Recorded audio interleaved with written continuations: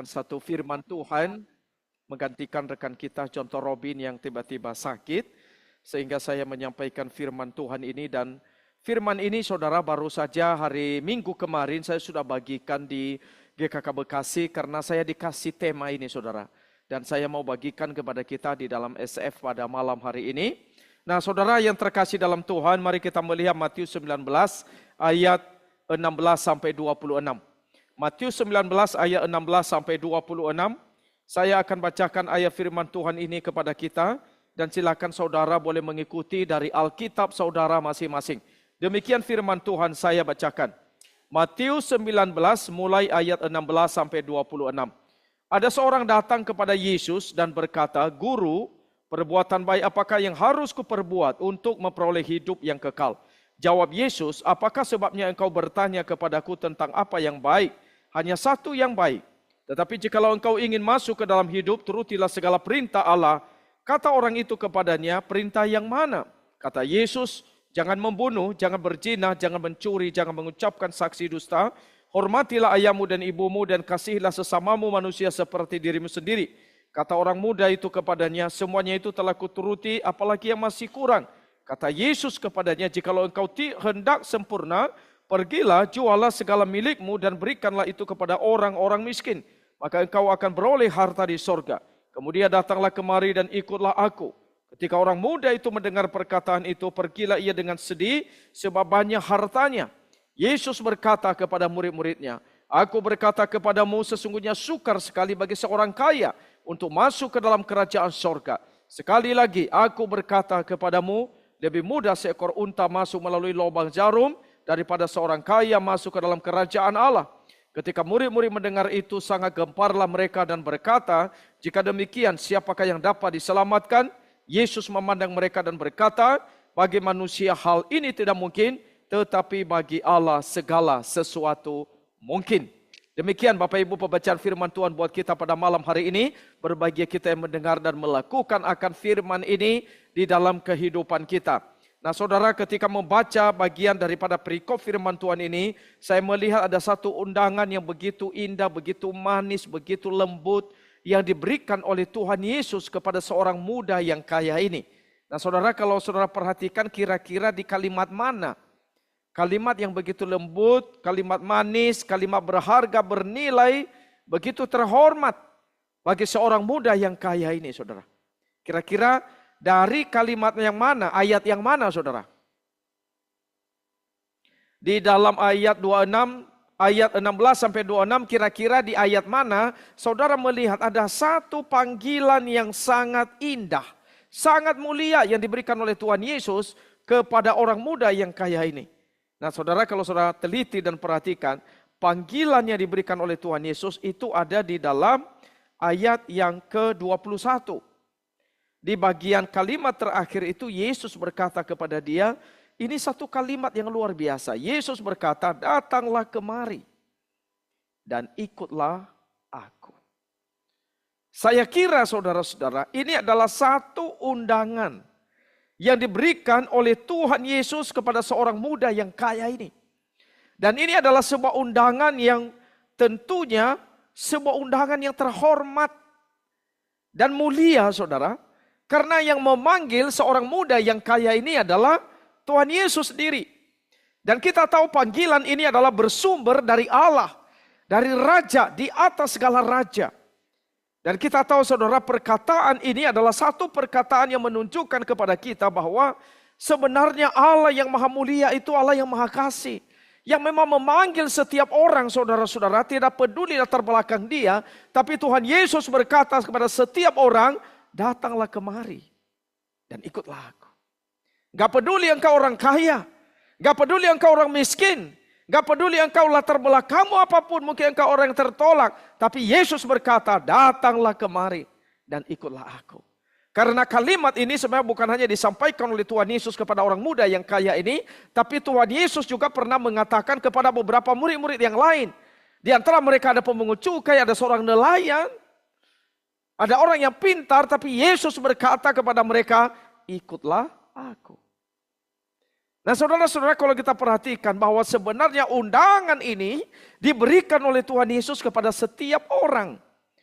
Dan termasuk kepada orang muda yang kaya ini, Yesus berkata kepada dia, jikalau engkau hendak sempurna, pergilah, jualah segala milikmu dan berikan itu kepada orang miskin. Maka engkau akan beroleh harta di sorga. Kemudian, datanglah kemari dan ikutlah aku. Ini undangan yang sangat baik yang diberi oleh Tuhan kepada seorang muda yang kaya ini. Tetapi saudara, masalahnya ada di ayat 22. Kalau saudara perhatikan, justru orang muda yang kaya itu ketika mendengar perkataan Tuhan Yesus itu, maka di sana dikatakan orang muda itu dia pergi meninggalkan Yesus dan dia pergi dengan sedih. Dia pergi dengan sedih.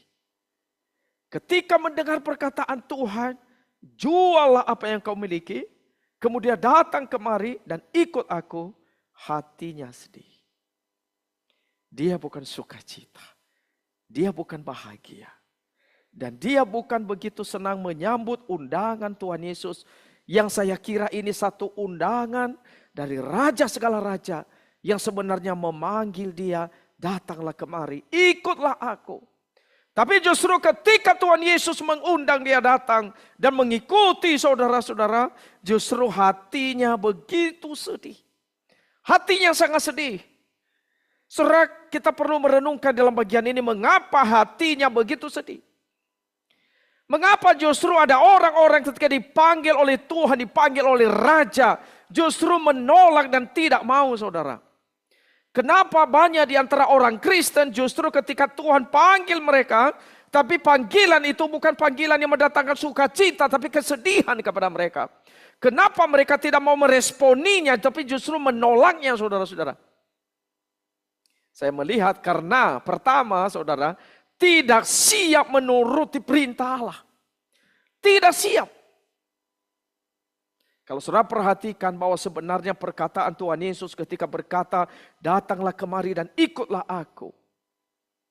Saya kira ini adalah satu undangan yang sangat baik sekaligus sebuah perintah. Dan kita tahu saudara, ini adalah satu perintah yang sebenarnya Tuhan Yesus mau nyatakan.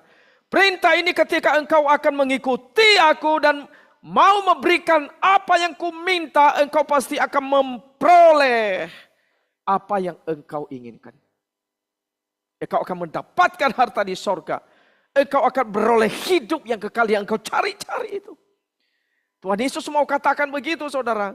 Tapi Tuhan Yesus juga mau menyatakan ketika engkau menolak panggilan ini, saudara, maka ini akan menentukan hidupmu tidak hanya di dunia ini, tapi juga di dunia yang akan datang.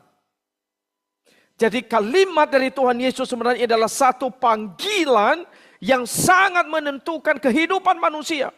Sangat menentukan ketika dia mengambil keputusan itu pasti akan memperoleh dampak yang pasti akan mendatangkan bahagia. Tetapi ketika dia menolaknya, maka pasti ada resiko yang harus ditanggung. Jadi saudara, ketika Tuhan Yesus itu berkata datanglah kemari dan ikutlah aku, saudara, ini bukan sekedar perkataan orang yang sembarangan. Anda bisa menolak, Anda bisa menerima, Anda bisa mengabaikan. Ini bukan perkataan seorang ayah kepada anaknya ketika mungkin anaknya disuruh kamu harus tidur jam 9. Jam 9 itu kamu harus tidur sebab besok nanti kamu harus bangun jam 6 untuk pergi ke sekolah. Seorang anak mungkin bisa mendengar kalimat itu, bisa juga dia menolak, nggak menuruti. Itu nggak terlalu mempunyai satu dampak yang terlalu signifikan, resiko yang terlalu besar bagi hidupnya. Tetapi ketika Tuhan Yesus berkata, datanglah kemari dan ikutlah aku, saudara, ini mengandung resiko yang sangat besar. Ketika seseorang menerimanya, dia akan mendapatkan sukacita. Tetapi ketika dia menolaknya, dia akan mendapatkan resiko yang mempengaruhi hidup dia di dunia ini dan di dunia yang akan datang. Jadi ketika Yesus berkata datanglah kemari dan ikutlah aku, ini bukan perkataan biasa. Karena ini perkataan dari Raja di atas segala raja yang manusia itu harus responi. Maka ketika manusia tidak meresponi, saudara-saudara, pasti ada risiko yang besar.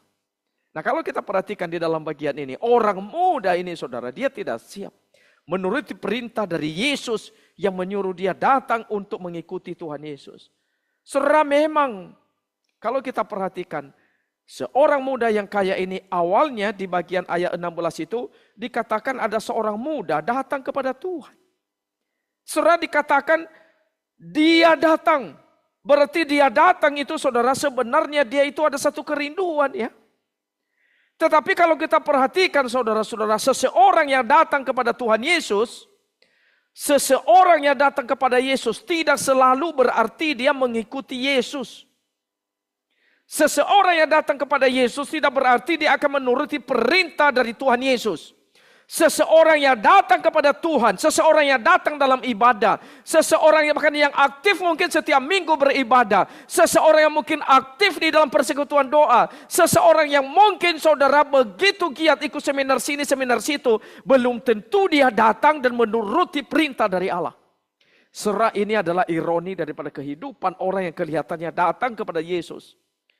Kalau kita melihat orang muda yang kaya ini kelihatannya dia datang. Bahkan dia minta kepada Tuhan, Tuhan tolong perbuatan baik apa yang harus aku perbuat supaya aku memperoleh hidup yang kekal.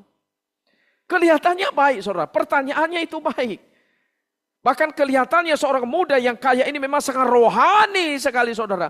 Tetapi pertanyaannya apakah ketika dia datang kepada Tuhan, apakah memang betul-betul dia datang itu mau menuruti perintah Allah? Tidak. Maka saya ketika melihat saudara, tidak semua orang yang datang ke gereja itu memang siap menuruti perintah Allah. Enggak. Kita perlu koreksi diri kita masing-masing. Karena kita bisa belajar dari seorang muda yang kaya ini, dia datang kepada Tuhan. Harusnya ketika dia datang dan memang dia perlu ada hati yang dia persembahkan ketika Yesus berkata, jual hartamu datang kemari ikut aku. Mestinya saudara, dia juga responi dengan sukacita. Tapi masalahnya orang ini saudara-saudara tidak. Justru ketika Tuhan Yesus bilang, datang kemari ikut aku, hatinya sedih.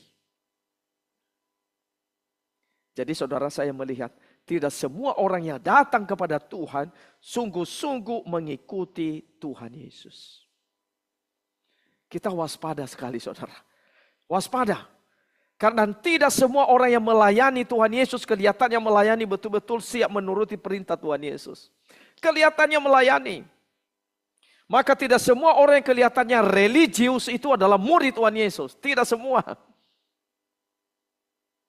Karena kalau kita melihat orang ini saudara-saudara, luar biasa loh. Sebenarnya ketika dia ketemu dengan Tuhan Yesus itu ya, dia kan Tuhan Yesus bilang sama dia turuti segala perintah Allah. Maka ayat 18 ya, kata orang itu kepadanya perintah yang mana?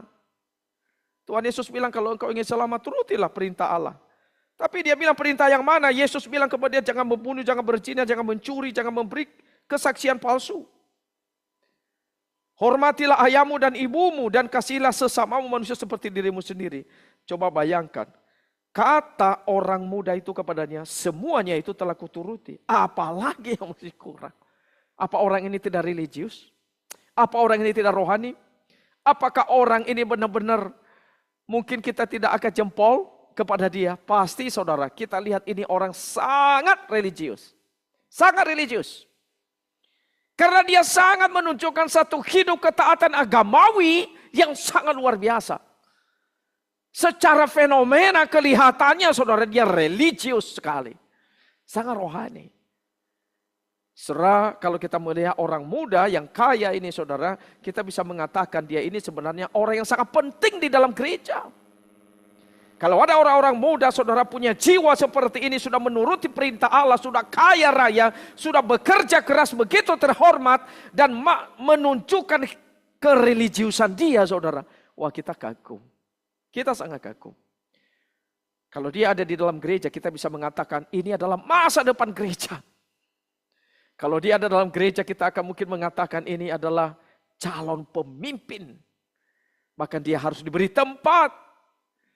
Karena kelihatannya dia sangat religius. Tapi saudara sekali lagi, tidak semua orang yang datang kepada Kristus, yang kelihatannya begitu religius, adalah sungguh-sungguh menuruti perintah Allah. Kenapa saudara-saudara? Karena kalau kita perhatikan, seorang muda yang kaya ini justru ada sesuatu yang sangat-sangat berbahaya yang dia miliki di dalam hatinya. Apa itu saudara? Dia punya berhala. Ini persoalannya sebenarnya. Mengapa hatinya begitu sedih ketika Yesus berkata, datanglah kemari dan ikutlah aku. Persoalan terbesar dia sebenarnya saudara-saudara, bukan ketaatan secara lahiriah. Karena dia bisa beres di dalam ketaatan lahiriah dia saudara-saudara. Tetapi ada problem yang menjadi masalah utama di dalam hati dia. Dia punya berhala yang sangat besar. Dan Tuhan Yesus sebenarnya singkapkan kepada dia, apa masalah dari seorang muda yang kaya ini. Dan masalah utama dia sebenarnya terletak di dalam hati dia.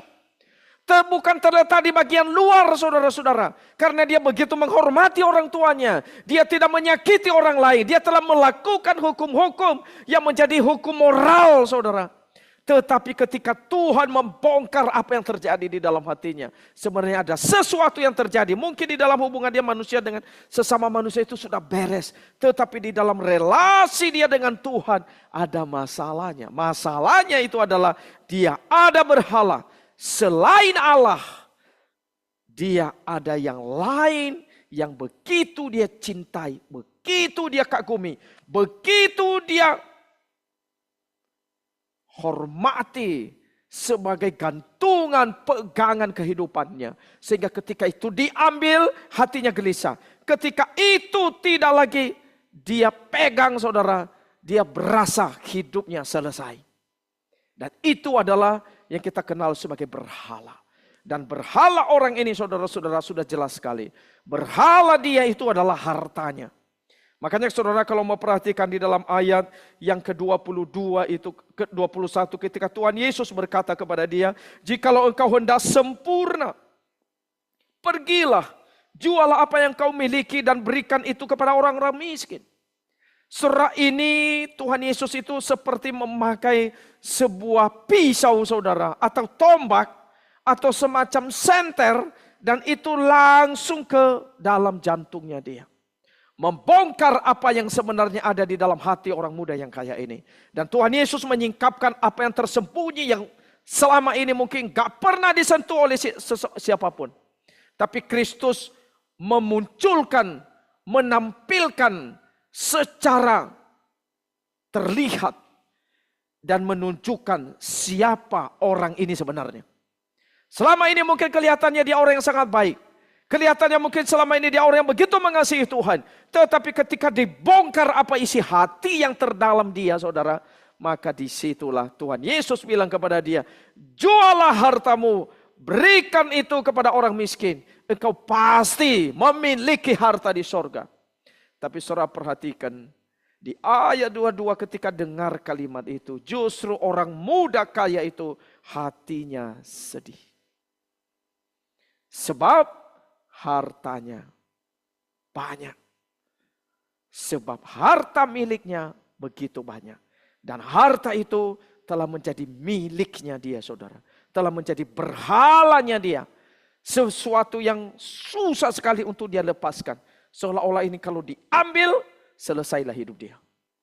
Dan itulah berhalanya.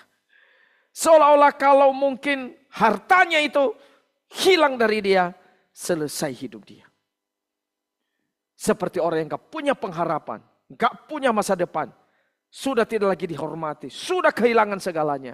Maka dia melihat yang paling penting buat dia bukan Tuhan. Yang paling penting bukan ikut Yesus. Yang paling penting bukan melayani Yesus, mentaati perintah Yesus. Yang paling penting buat dia harta. Saudaraku yang terkasih dalam Tuhan, kita melihat berhala itu adalah sesuatu yang tidak mudah dilepaskan oleh manusia. Berhala itu adalah sesuatu yang sulit bahkan untuk kita lepaskan.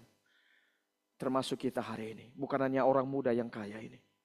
Saudara, karena berhala itu sesuatu yang kita lihat begitu bernilai berharga di dalam hidup ini. Saudara-saudara, setiap orang itu pasti mempunyai berhala. Setiap orang punya berhala. Tetapi untuk bisa memperoleh hidup yang kekal, Tuhan Yesus mau katakan, kalau engkau ingin memperoleh hidup yang kekal, engkau harus melepaskan dirimu dari berhala itu. Engkau harus buang berhalamu itu. Engkau harus betul-betul melepaskan melepaskan segala keyakinanmu, segala cintamu, bahkan segala apapun kebergantunganmu kepada berhalamu. Dan engkau harus menyerahkan hidupmu kepada Kristus. Saudara, di dalam buku 4 Hukum Rohani, dulu saya belajar saudara ya, 4 hukum rohani itu digambarkan hati manusia, yaitu adalah di dalam hati itu ditaruh semacam kursi. Nah ini kayak kursi begini saudara ya, kursi. Jadi digambarkan di dalam hati manusia ditaruh satu kursi. Kursi ini adalah siapa yang duduk di atas kursi. Nah, orang yang hatinya belum kenal Tuhan, ikut Tuhan sungguh-sungguh, itu yang ditaruh di dalam kursi, ya anggap aja ada kursi di sini saudara ya, itu yang ada di sana bukan salib Kristus, bukan, tetapi macam-macam, termasuk harta macam-macam yang lain. Berarti itu berhalanya dia saudara. Jadi yang bertakhta di dalam hidupnya dia itu bukan Kristus, tapi orang yang sudah melepaskan berhalanya, maka ditaruh kursi dan di atasnya ada salib, ada salib. Jadi di atas kursi itu ada salib. Jadi yang duduk di kursi di takhta hatinya itu adalah salib Kristus atau Kristus. Nah saudara-saudara, mari kita perhatikan ya. Di dalam hati kita sebagai umat yang mengaku murid Kristus. Saya mau tanya, siapa yang duduk di takhta hati kita hari ini? Siapa yang paling kita kagumi? Apa yang paling kita cintai? Apa yang paling sulit kita lepaskan? Betulkah itu Kristus? Siapa yang paling kita sayangi, yang rela di mana kita berkorban untuk dia? Di mana kita rela berikan segalanya untuk dia? Di mana apapun itu tidak ada yang lain. Kita melihat hanya Kristus. Atau saudara-saudara, sebenarnya ada yang lain yang duduk di sana. Bukan Kristus, tapi ego. Di atas kursi takhta di dalam hati kita, siapa yang duduk di sana? Apakah salib Kristus atau ego, saudara? Kita sendiri, diri kita sendiri. Itu berhala, saudara. Jadi berhala itu macam-macam. Bisa diri kita sendiri, bisa itu kenikmatan, keinginan, atau segala hobi kita sendiri. Saudara, kita masing-masing punya hobi. Ada orang hobinya itu main games. Orang kalau main game saudara, boleh dikatakan ya, dia bisa lupa hal yang paling utama atau apa tugas utamanya. Itu kalau orang sudah memberhalakan sesuatu. Dia sampai lupa akan tugas utama dia. Misalnya saudara, orang kalau kecanduan main game, sudah bergames itu, main game jadi berhala dia. Kalau dia seorang yang kuliah, dia seorang yang belajar, misalnya anak sekolah, dia pasti lupa tugas utama dia. Harus belajar, harus selesaikan makalah kuliah, harus ikut kuliah atau ini. Tapi mereka yang sudah kecanduan, sudah nggak peduli tidur jam berapa, bangun jam berapa. Kuliahnya sering bolos, bahkan kemudian mungkin lupa bayar uang sekolah, bahkan akhirnya itu nilai semua akhirnya bukan A saudara. Tapi akhirnya mungkin D. Karena kalau kuliah itu nilainya ABCD ya. Jadi ada yang cemin atau ini. Akhirnya nilainya turun semua saudara. Kalau anak SMA mungkin rapornya merah semua saudara. Kenapa? Karena itu sudah jadi berhala, main game. Itu sudah jadi persoalan dalam hidupnya. Tapi berhala itu banyak saudara. Bukan hanya orang main game. Persoalan-persoalan lain itu adalah ada orang-orang yang sudah terlibat misalnya pornografi. Sampai akhirnya itu merusak relasi dia dengan diri dia, dengan orang lain. Dan itu juga bisa jadi berhala saudara. Ada orang juga yang memang menjadikan berhalanya itu adalah harta. Sama seperti orang muda yang kaya ini. Dia sulit sekali melepaskan hatinya dari jeratan ikatan harta. Sehingga akhirnya bisa terlibat pinjol, bisa terlibat judi online, bisa terlibat investasi bodong. Dan bisa terlibat segala macam hal saudara. Termasuk pencurian. Kalau kita lihat akhir-akhir ini di TV itu pencurian kayaknya orang mencuri itu luar biasa ya. Apalagi mendekati di masa-masa sekarang ini ya katanya itu pencurian terjadi di mana-mana. Dan saya tadi baru nonton di TV, waduh menyedihkan sekali. Nah saudara-saudara, Apalagi yang kira-kira menjadi berhala di dalam diri kita sehingga Kristus tidak bertakhta, salib Kristus tidak bertakhta di dalam hati kita. Saudara, itu bisa harga diri kita. Itu juga bisa jadi berhala. Ada orang ketika harga dirinya diganggu, dia bisa marah-marah. Ketika dia tidak dihormati, merasa direndahkan, merasa tidak dianggap, merasa tidak dipedulikan, merasa tidak dikasih posisi, tidak dikasih kedudukan, maka ketika harga dirinya itu tidak dianggap, dia merasa hancur. Dunia ini seolah-olah sudahlah selesai nih. Hidup dia seolah-olah selesai. Nah, saudara-saudara, kita bisa melihat orang-orang kalau ini ada di dalam gereja, maka saudara sedikit sekali dia tidak dihargai, saudara-saudara. Ketika dia ditolak, saudara-saudara, itu akan menjadi problem. Dia akan menimbulkan masalah. Mungkin sebarkan gosip sana sini dan sebagainya. Kita melihat kalau anak-anak remaja ketika harga diri mereka tidak diterima, saudara, atau mereka ditolak, tidak dihargai, tidak disambut, anak remaja bersedia lakukan apapun. Bagaimana supaya kelompoknya itu bisa terima dia, bisa hargai dia, bisa anggap, wah ini dia, ini seorang hero. Maka merokok pun dia melakukan, main judi pun dia bisa melakukan, bahkan pergi ke dunia klub, dunia malam, bahkan ikut mungkin semacam hal-hal yang merusak dirinya lah. Pokoknya asal kelompok ini bisa terima saya, maka itu akan menjadi sebuah hal yang penting saya diterima. Kenapa? Karena berhalanya itu adalah harga diri. Dia tidak mau ditolak. Dan ada orang-orang lain lagi yang mungkin berhalanya itu adalah pengakuan diri. Dia pingin saudara aktualisasi diri, pengakuan. Maka kalau dia tidak diakui, saudara-saudara, dia juga bisa marah. Makanya jangan salah ya saudara, kenapa seringkali kita bisa marah, seringkali kita tersinggung. Saudara, karena ada berhala-berhala yang belum selesai di dalam diri kita. Dan itu adalah harga diri, penolakan, aktualisasi diri.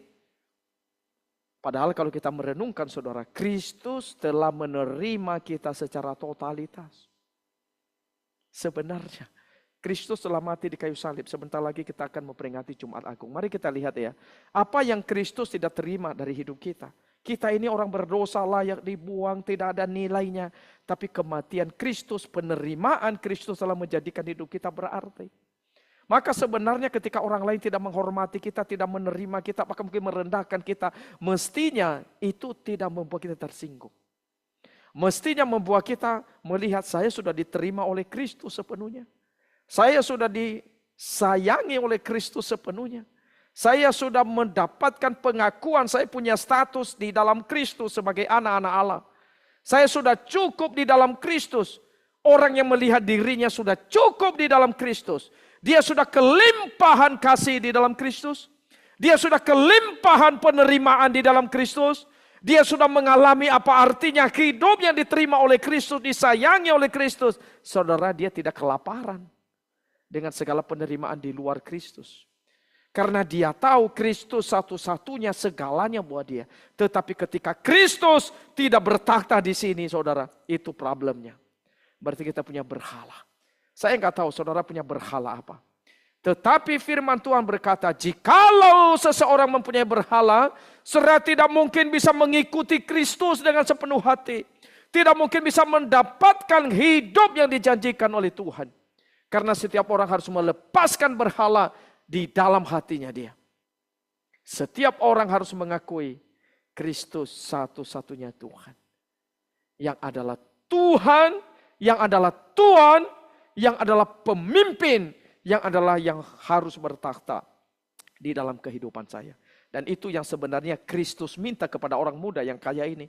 Makanya Tuhan Yesus bilang kepada dia, jualah semua apa yang engkau miliki. Berikan itu kepada orang miskin. Engkau akan memiliki harta di surga. Setelah itu datang kemari dan ikutlah aku. Saudara, ini rahasia kita untuk memperoleh hidup yang kekal. Untuk menjadi murid Kristus yang sejati. Rahasianya itu adalah lepaskanlah dirimu dari berhala. Lepaskan. Apapun itu. Bukan 50%. Tapi 100%. Lepaskanlah dirimu dari berhala itu. 100%. Kenapa banyak orang takut memberi perpuluhan?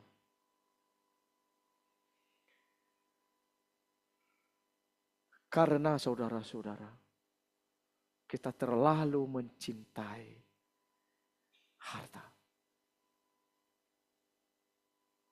Ini salah satunya.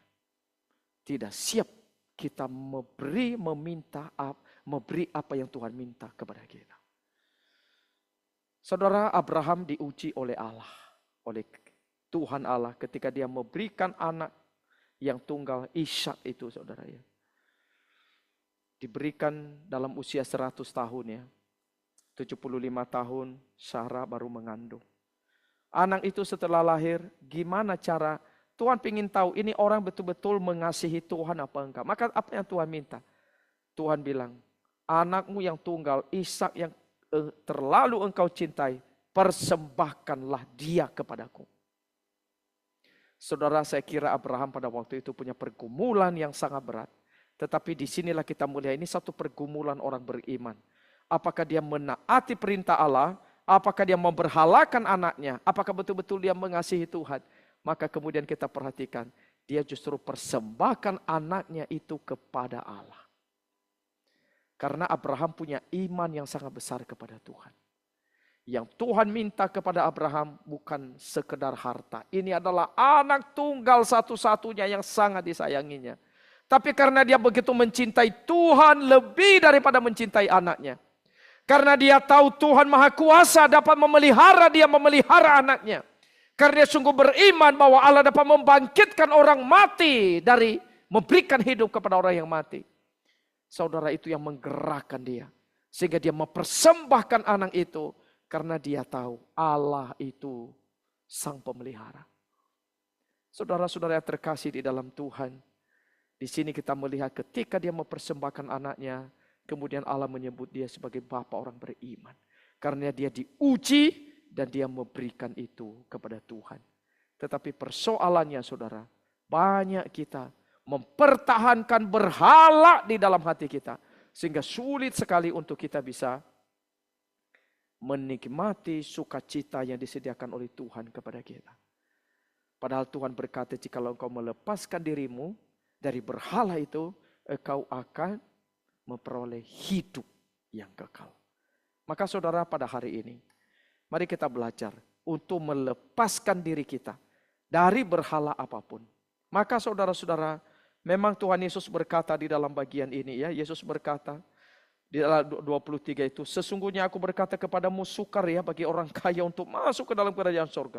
Sekali lagi aku berkata kepadamu lebih mudah seekor unta melewati lubang jarum daripada seorang kaya masuk ke dalam kerajaan Allah. Bagi orang kaya sulit karena dia punya berhala. Tapi Tuhan Yesus sendiri mengatakan begini ya.